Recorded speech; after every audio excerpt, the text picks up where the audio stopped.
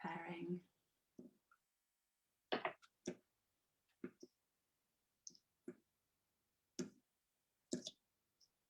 Okay, I think we're live. So I just want to say a big welcome to anybody who is here to be with us this morning. What a day today is. It's a day when the kids have gone back to school. And I know that for many of us, that carries a really mixed bag of emotions. We don't quite entirely sure how we feel about it, but there is a little bit of freedom. It's a day when, for the first time in months, we can sit on a bench with a friend and have a coffee, which again is another level of freedom, isn't it? But really importantly today, it's International Women's Day, a day when we get to celebrate women and to talk about freedom for women, to talk about ways in which we've managed to achieve some freedom, but to talk really importantly about ways in which we still need to find equality and to find freedom for women. So whoever you are, wherever you are, and whatever your situation, I just want to say welcome. Now, my name's Becca Legg, and I'm really proud to be the director of Restored, which is a Christian organisation speaking up about violence against women and equipping the church to stand against abuse and with survivors. Now, if you've stumbled across this by accident this afternoon, do visit our website later to find out more about what we do. It's restored-uk.org. But as I said, today is International Women's Day, and we wanted to take this opportunity to share one of our favourite women with you, and we're going to be sharing more over the course of the month. We probably shouldn't have favourites, but they definitely all really inspire us. Now, one of those ladies joining us today, and I can't tell you what an honour it is Dr. AnnMarie Wilson, and she's come to join us today. So at Restored, we have a mission to change the story for women, and AnnMarie has made it her life's mission to do just that.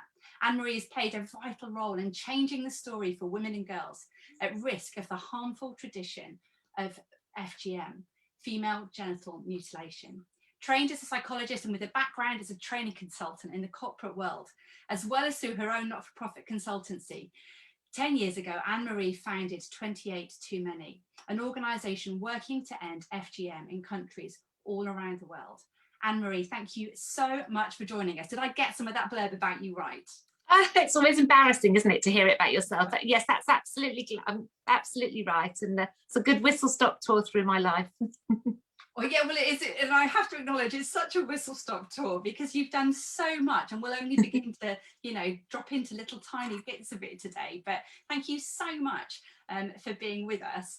Now, I had the privilege of reading a final draft of your book back in January, and I got a little bit of a sneak peek into your life, and I really recommend it to anybody. But before we get any further, how can people get their hands on your book?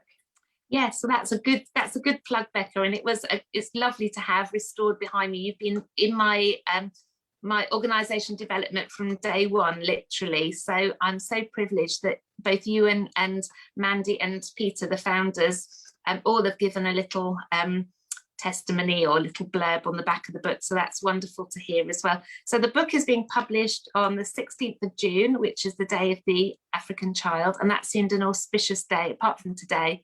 A sort of momentous day, really, when so much of what we've done, it's not the FGM where I work, it's only in Africa, but it started there, and we try and eliminate it across Africa and all the places people settle and still practice.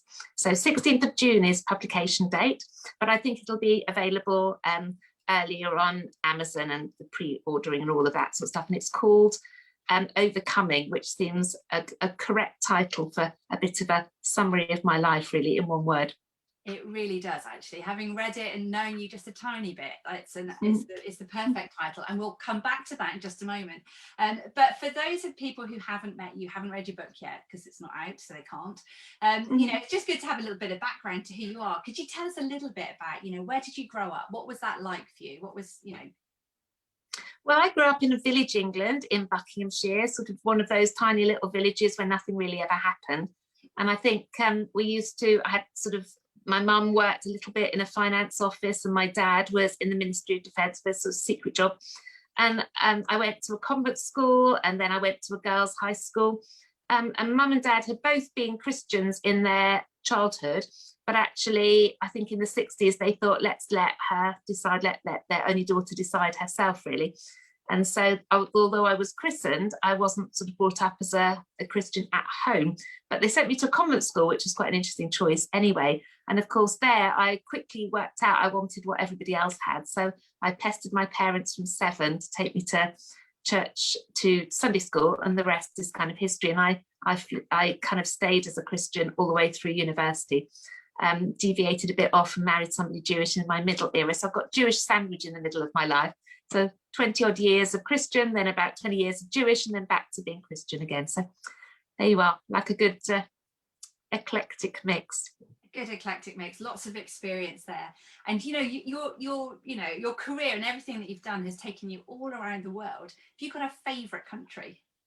Oh, it's a difficult one. I think I love so many. I think I've got a soft spot for South Sudan because I worked there straight after. I worked with Medair as a volunteer in the, I suppose, the early 2000s.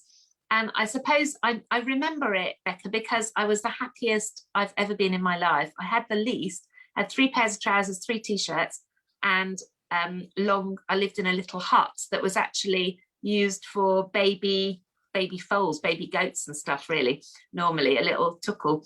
But actually I was so happy because I had no stress, and I think that was a good lesson to me. And it made me think, if ever I get unhappy in my life, all I need to do is change my environment, change something, and I know it will be okay again. That's extraordinary, you know. And I think it's something, isn't it? So often we assume that having more stuff is going to make life better, but actually that is not the stuff that makes life okay, is it? No, it's not. No, which I think we've all learned a lot over this last year. Exactly. in all the you know, the loss of so much of what we think we should have and we feel entitled to, and many of us discovered actually some of that stuff wasn't as important as we thought. Now, that's really helpful, thank you. So okay, so, and also it's International Women's Day.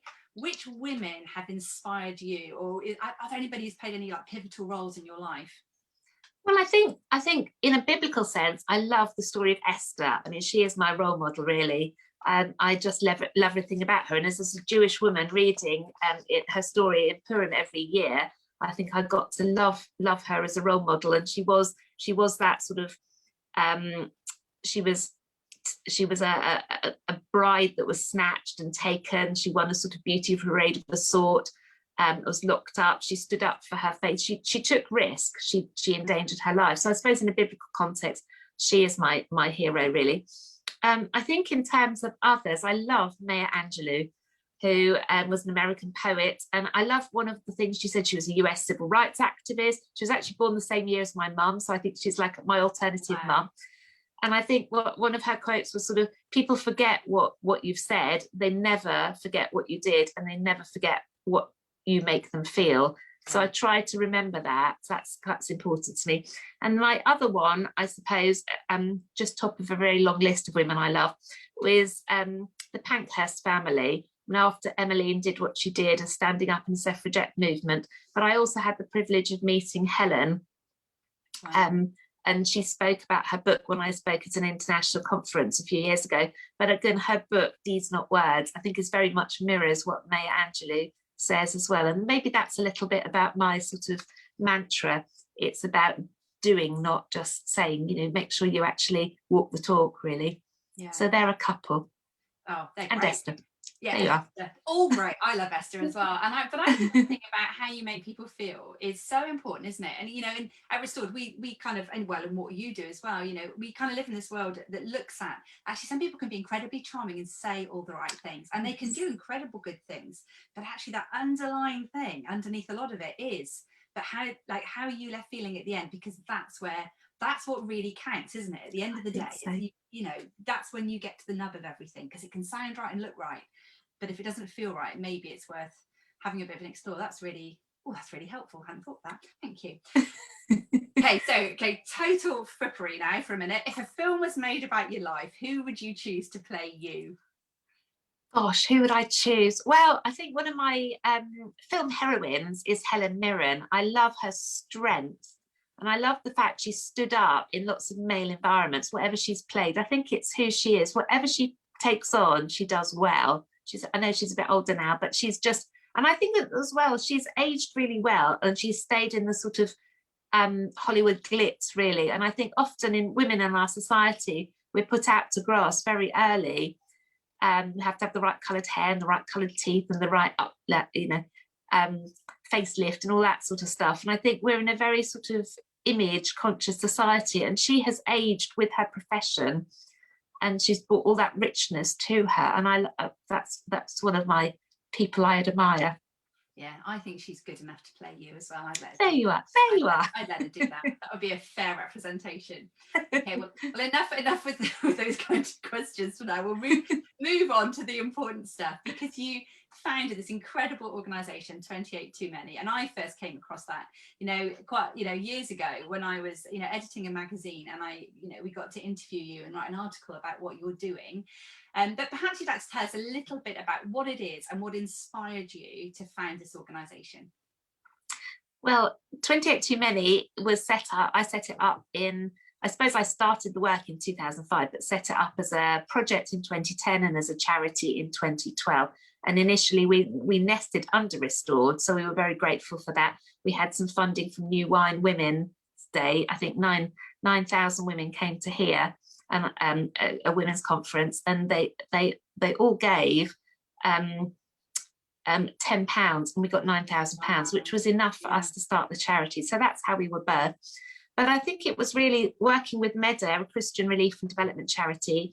After I'd worked in South Sudan, I worked in West Darfur, where the wars and stuff were, and I met a little girl who'd had FGM at 5 and was raped at 10.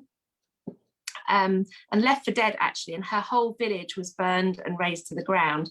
Everyone left for dead, and they were thought that she was dead as well, but she wasn't. And she walked across the wilderness as a pregnant 10-year-old, and it made such an impact on my life. We gave her a safe delivery, and she was okay.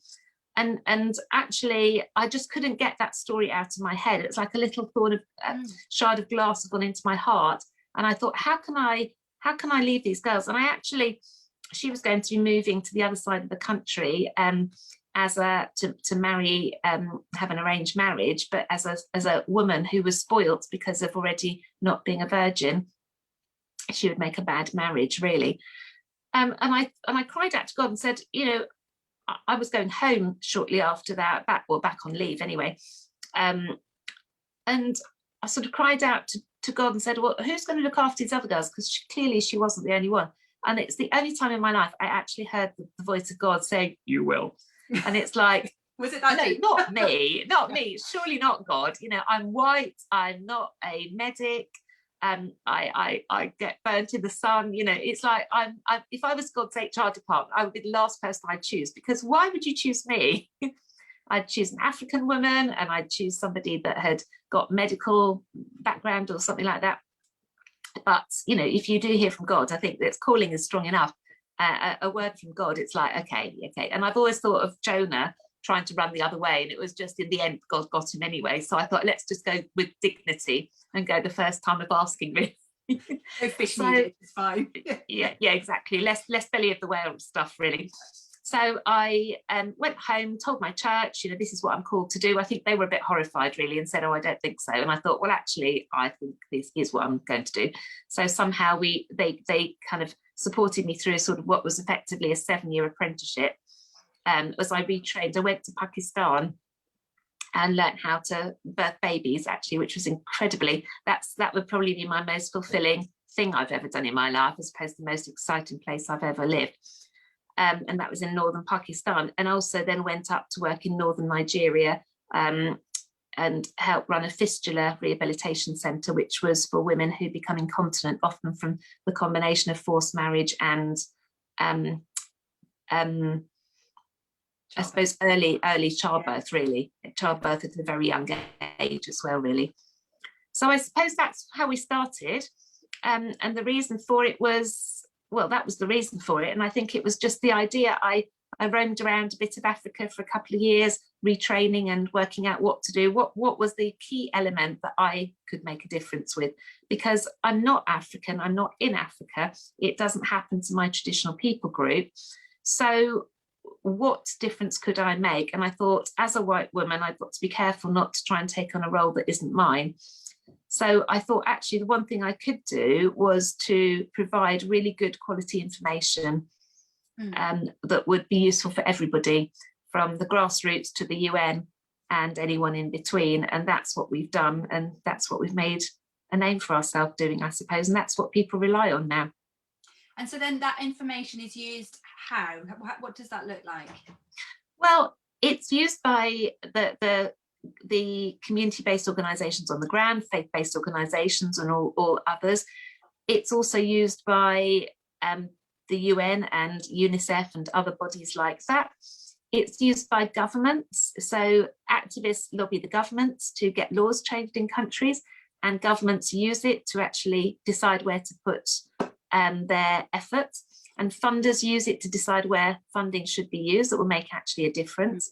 So the good thing is it pushes the issue from both sides of the, like two pincers really, from the bottom up and the top down. And actually we've seen that in the last few years, I mean, the most exciting thing is a law change in Somalia against FGM, which is really good because it's one of the highest, or around the 99% percentile there, of girls who are cut.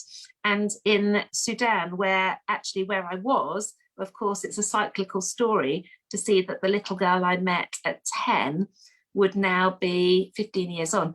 And I've done all this sort of journeying around type stuff. She would be 25. Her daughter would be 15, and her granddaughter would be 5. So the idea would be that hopefully this law change that happened a year or so ago with our research, those two ones I know have changed the government's views and implemented the law properly, have actually changed the trajectory of the whole of those nations really. And that's doing not only the 28 country reports, that's why our name is 28 too many, 28 reports on those countries that practice it, but also law reports on each of those countries as well, and that makes a massive difference. Oh yeah, it's such incredible work, and you've had such, you know, for a lady who sat and thought, well gosh, who am I to be doing this, you've had such extraordinary influence actually to reach into those government levels, you know, and to achieve so much. And I think it's really easy for those of us who sit here listening to go, goodness me, what an extraordinary woman. And you're like, you know, what a superhero. And you know, clearly the doors just keep opening in front of you. And this is all amazing. And aren't you fortunate to be able to do all of this? But the reality is that these things never come without a cost, do they? And actually, it's not just about green pastures and sunshine and the rest. What has the cost of this looked like to you as you've set about following what God called you to do?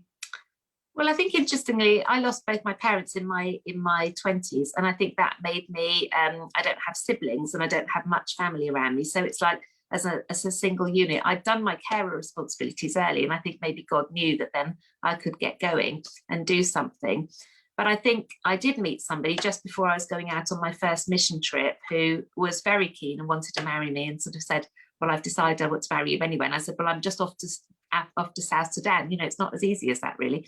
So I went on my trip and we corresponded. But those days, you know, there were no cell phones, and the aeroplane came in every month or so with supplies and the odd letter and stuff. But he got a job offer as a pastor, and I got a job offer to go back again.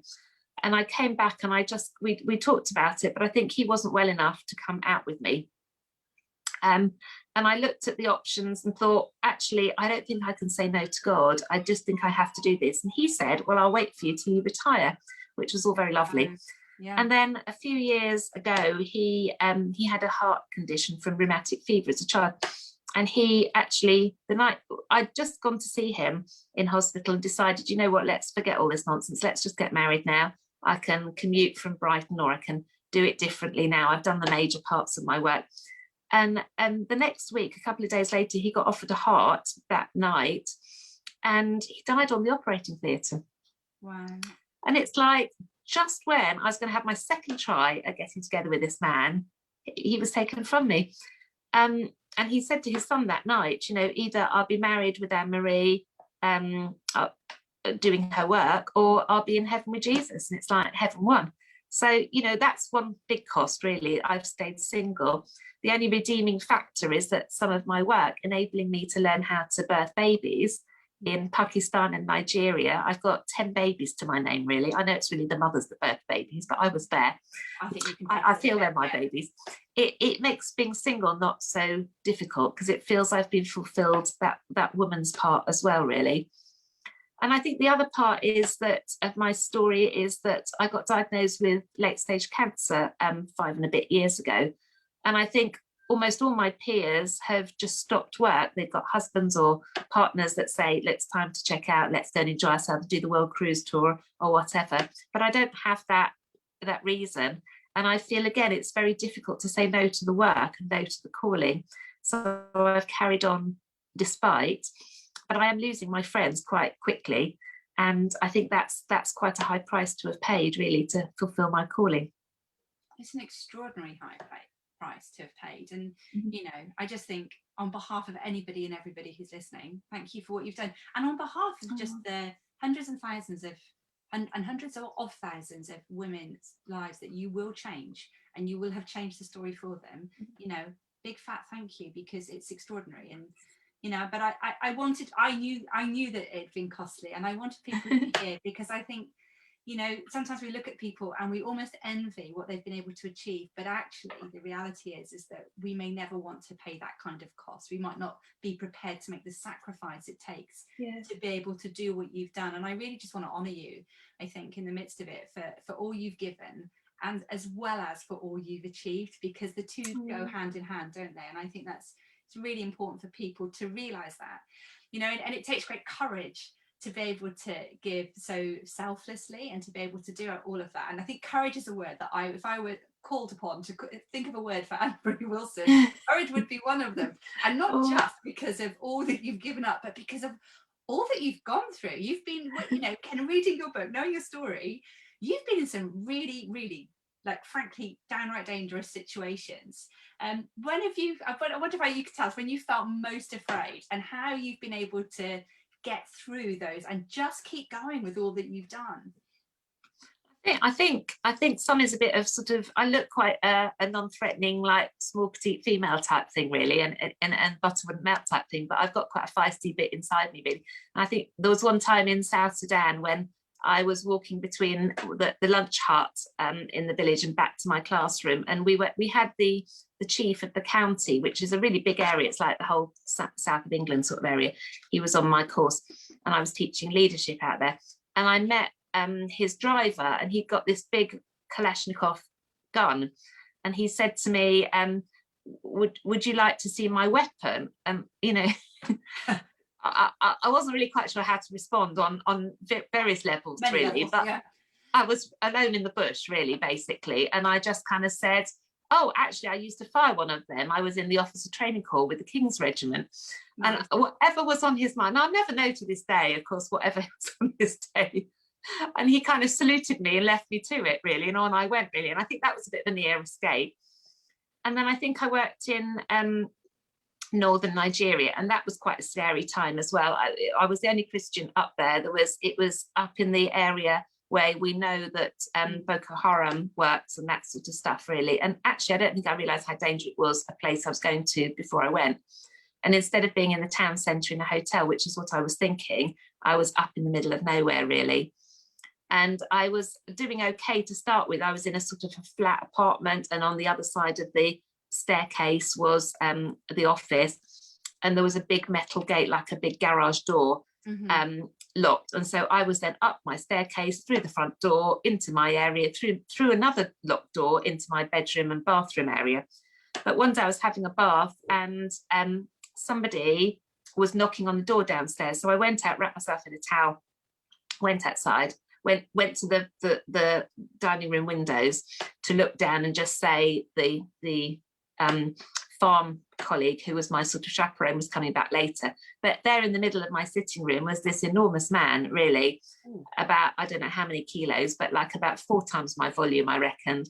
And, you know, in that sort of area, under Sharia law, you're not allowed to have a man in your house alone. I was unchaperoned, and it would be assumed that I had wooed him off his marriage vows, and the rest is history, really. And, you know, women get stoned to death out there, or buried alive in a pit, you know, so it's pretty awful, really. But I was so horrified, I couldn't really compute what was going on, because I thought, how's he walked through 3 locked doors, is the bottom line. So I kind of said to him, what do you do in my house? Get out of my house. And I shooed him out like a chicken, really, and then locked all the doors behind him. And I think he was so surprised. yeah, literally shooed him out like that. And I think he was surprised to see so much white flesh, you know. Yeah.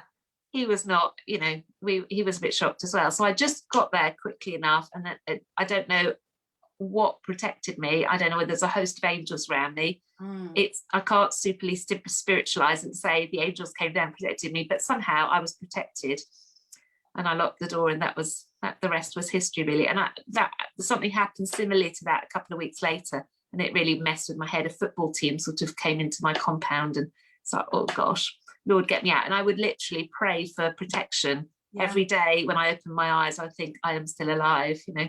I had my word for the day, UCB word for the day, and it's like, okay, I'm still alive. And it's like a little ticking off the days till my assignment was over. But I decided it was more dangerous to raise the alarm and go early, because they would wonder why. Yeah. And so I just decided I'd sit it out, really. Get to the other end. It's just extraordinary, and it makes you realise, doesn't it, that when you haven't got your stuff, and when you're out in the middle of nowhere, and there's nothing else is going to protect you, it makes you develop. It makes your faith grow in a way that nothing else ever really does. can. It does. It absolutely does. Yeah. And most of us never experience that in any shape or form, but yeah, just extraordinary. And people really should now go out and pre-order your book to read the rest of the story. So with all of that that's gone on, you know, and all of that, you know, we're here in 2021 at the end of a year of coronavirus, pandemic and the rest. And I think one of the things that we know from the world, we know from the news and from everything else, is that violence against women hasn't gone away. And there are stories actually that this pandemic has put some of the progress back. What does that look like in your world? What does that mean for you as an organisation, but also for the work to end FGM?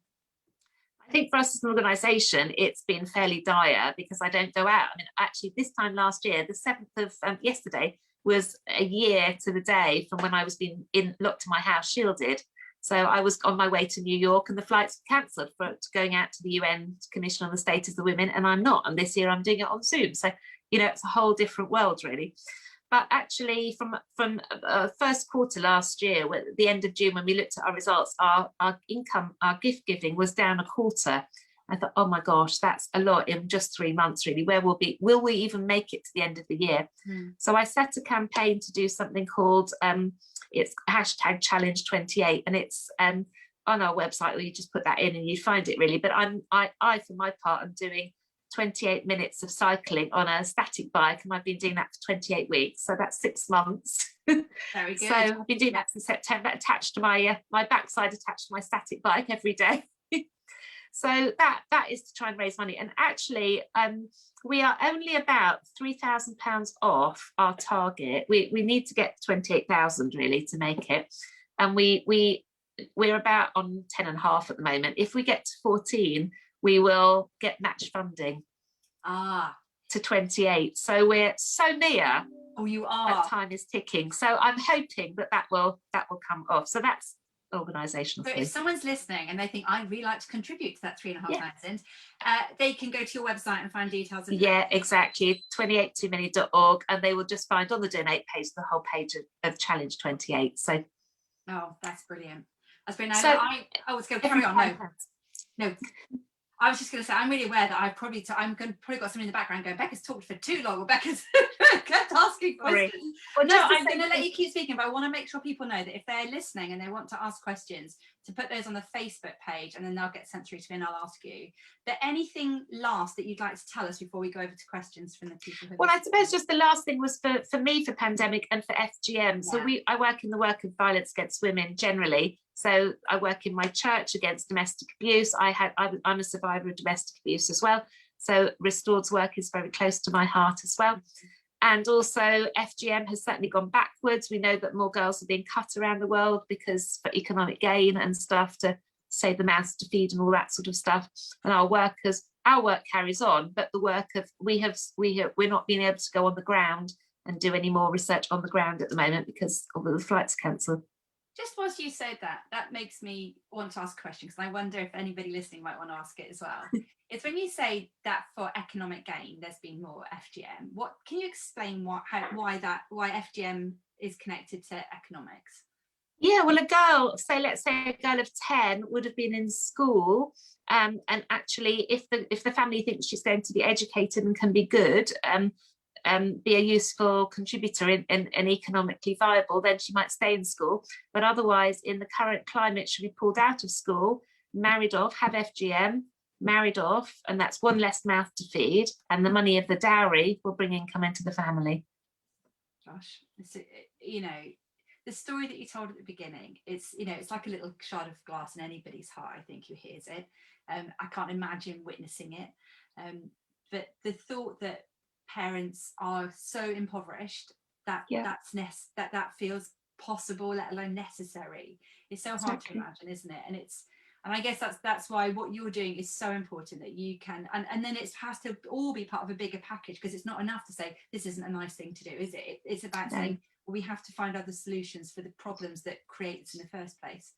I think so. We work with Child Abuse Link with Faith and Belief, Cal FB, and we work with the Met Police as well on giving him expert advice every couple of weeks or so to make sure that the knowledge is shared.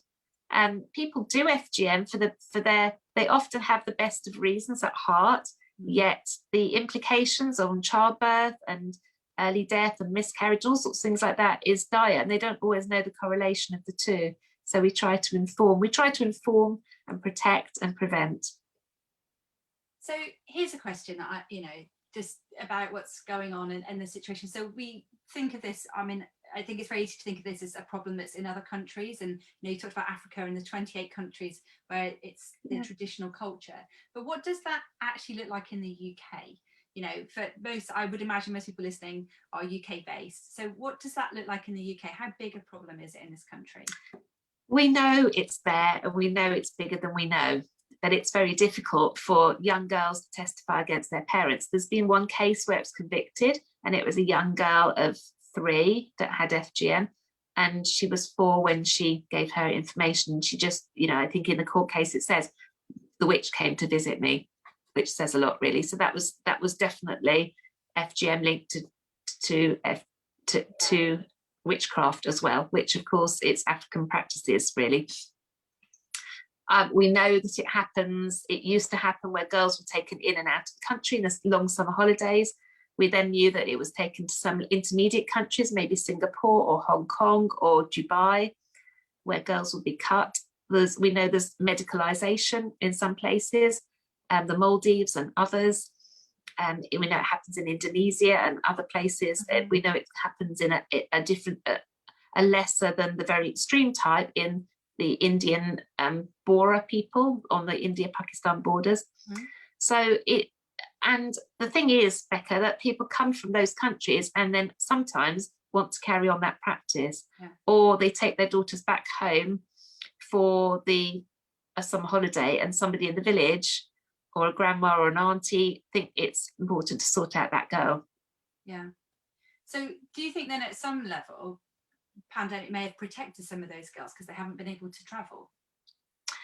Well, I think that's possible, but I think instead of protecting them from flying somewhere to get it done, they would be happening here. So I think it's going on behind closed doors.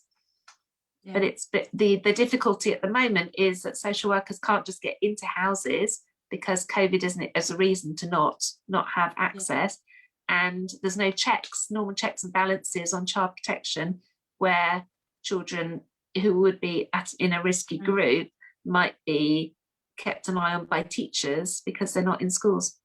It's why it's good they've gone back today, isn't it, actually? Because it does, it's some of the things we don't think about in the midst of everything else that we are going on behind. I think so.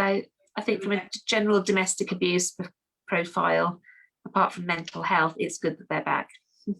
So we've had some more questions about that, actually. So what can we do practically in the UK?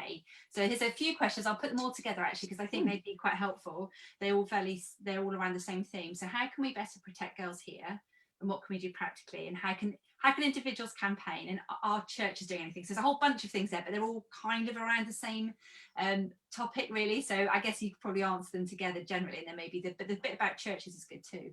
Yeah, maybe prompt me if I forget the other bits, because I remember a bit of it, really. So I think the how can we protect? Well, I think it's a case of, we know that the law here is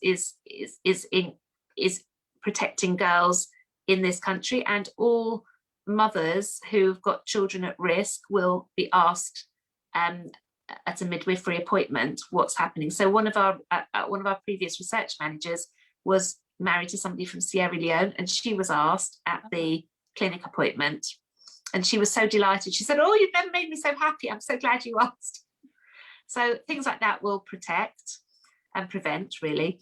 And the law is on the side, but it's a case of knowledge, really. If you have any reason to know that you have neighbours who might learn more, I'd say, would be the first thing. All our reports are free and downloadable on our website. There's even on an app now you can get, so everything is available, and share them with people you think it might be relevant to. Be informed yourself, I would say, as a citizen. That's a citizen useful thing. It's always a really good place to start, isn't it? Yeah. And from a church perspective, sure your church has got safeguarding that covers FGM in its child protection guidelines as well. So make sure that when you've got child Sunday school, you know, all the guidelines should include FGM as well. I would say that's two definite things. And I think that's a really good one. It's a good challenge, isn't it? Because sometimes if you're the safeguarding officer putting together all your policies and you look around your church, you might go, this is not an issue for us. But of course, you don't know who's going to come through your door next. You don't know who's going to come into your kids' clubs, your breakfast clubs, or anything else, is it? It's really important to have that on everyone's radar. More questions. People have got suddenly, they're all coming now. Actually, if somebody wants to campaign as an individual, can they do that through 28 Too Many? Yes, just email us, info at or admin at 28toomany.org, and we'll help them. But yes, they can individually do it. Write to your MPs, check what's going on in your area, campaign to get disclosure information in Parliament. That's brilliant. Okay, and all of those are good. And then a question here more about you. So, this is about your training and development after hearing God's call. How did you keep going? How did you maintain your focus? And how did you, it says here, how did you prevent doubt? But I wonder actually if it's how did you overcome those, because I don't think we can we? But how did you overcome those moments you must have had moments of doubt? Should I have moments of doubt? What, that I was doing the right thing? Oh, no, I guess just to answer that however you are, I shouldn't speak for you, really. I always have moments, no matter how much I think I'm called, I have moments like, I can't do this, possibly it's impossible, I'm going to have to go and hide under a sheet somewhere. No, I think for me, I was so clearly called. I don't think I did have much doubt, actually. It might make me sound really weird, but actually it was other people's concerns and doubts I had to overcome. So my colleagues were not necessarily in the same place as me all the time. So when I wanted to take risky things with campaigns, or risky things with, moving into new things or accepting donations from other people wouldn't necessarily agree with me. And I think that's the challenge for me, how to listening to the voices, but also when I was convinced that we should do what we should do, how do you bring people along with you at a decent pace? And how did you do that? Well, I'd love to say graciously. I'm sure they would probably write their book and say not at all, really. I think it's quite challenging, actually, as a pioneer, and I realise I am a pioneer. I probably have always been a pioneer, outgrowing my little village pond. At 16, I left school and went to work because the village pond was too small for me. Really. I'd seen the Druids and the 60s people at Stonehenge, and I thought, I want to be a part of that, really. And I went to work in London, which was just unheard of from my village life, really. But I think if you pioneer, and I think pioneering is very like entrepreneurial, and I think that's in my genes and in my life, really. But I think the danger is how do you do that in established norms, so in your own organizational culture, how do you do it in the church? That's a very big question.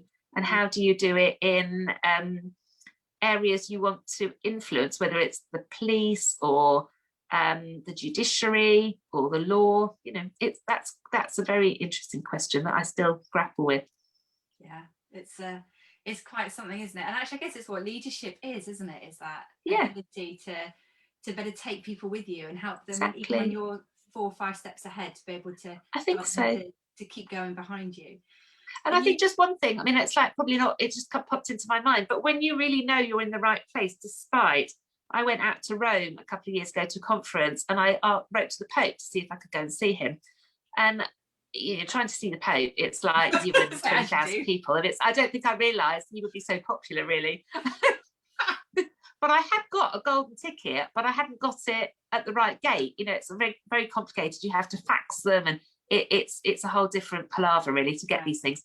So when I was kind of thinking it's time to go, I looked up to heaven and thought, when they dropped the paraplegic through the roof, I thought, this is the story that came to mind.